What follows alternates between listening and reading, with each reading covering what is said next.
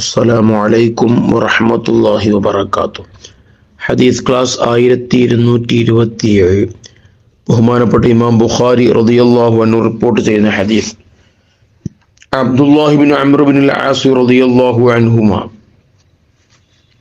ഖാല, അവിടുന്ന് പറഞ്ഞു, ഖാല ലി റസൂലുള്ളാഹി സ്വല്ലല്ലാഹു അലൈഹി വസല്ലം, എന്നോട് ഹബീബ് സ്വല്ലല്ലാഹു അലൈഹി വസല്ലമ തങ്ങൾ പറഞ്ഞു, യാ അബ്ദല്ലാഹ്, ഓ അബ്ദുല്ലാ, ലാ തകുൻ മിസ്ല ഫുലാൻ, നിങ്ങൾ ഇന്നാലിന്ന ആളെ പോലെ ആകരുത്. കാന യഖൂമുൽ ലൈല, അദ്ദേഹത്തിന്റെ സ്വഭാവം, അദ്ദേഹം രാത്രി എഴുന്നേറ്റ് നിസ്കരിക്കാറുണ്ടായിരുന്നു. ഫതറക ഖിയാമൽ ലൈൽ, പിന്നീട് അദ്ദേഹം രാത്രി നിസ്കാരം ഒഴിവാക്കി. അങ്ങനെ നിങ്ങൾ ആവരുത്. നാം ചെയ്യുന്ന അമലുകൾ പതിവായി ചെയ്യാൻ ശ്രമിക്കണം. അത് അള്ളാഹ്ക്ക് ഏറ്റവും ഇഷ്ടപ്പെട്ട കാര്യമാണ്. അഹബ്ബുൽ അഅമാലി ഇലല്ലാഹി അദ്വമുഹാ വൈൻ ഖല്ല, മറ്റൊരു ഹദീസിൽ കാണാം.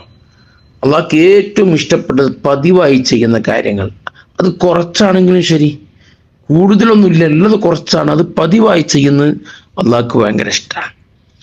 അപ്പോൾ ചില ദിവസം നമുക്ക് കൂടുതൽ നിസ്കരിച്ച് പിന്നെ പറ്റ നിസ്കാരം നിന്നു പോകുന്ന ഒരവസ്ഥ അതുണ്ടാകരുത്. അങ്ങനെ ആവരുത്.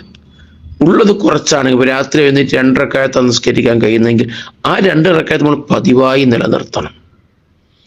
കുറച്ച് ദിവസം നമുക്ക് നല്ല ഉഷാറിൽ കുറേ റക്അത്തുകൾ നിസ്കരിച്ച് പിന്നെ പറ്റ നിന്നു പോകുന്നൊരവസ്ഥ അങ്ങനെ ആവരുത്. ഉള്ളത് കുറച്ചാണെങ്കിലും അത് പതിവായി ചെയ്യാൻ ശ്രമിക്കണം എന്നാണ് മുത്തുനബി സല്ലല്ലാഹു അലൈഹി വസല്ലം തങ്ങൾ നമ്മെ പഠിപ്പിക്കുന്നത്.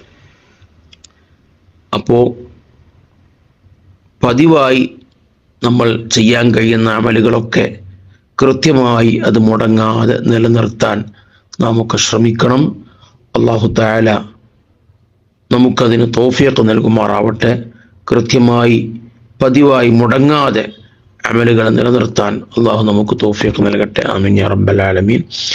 അസ്സലാമു അലൈക്കും വറഹ്മത്തുള്ളാഹി വബറകാതുഹു.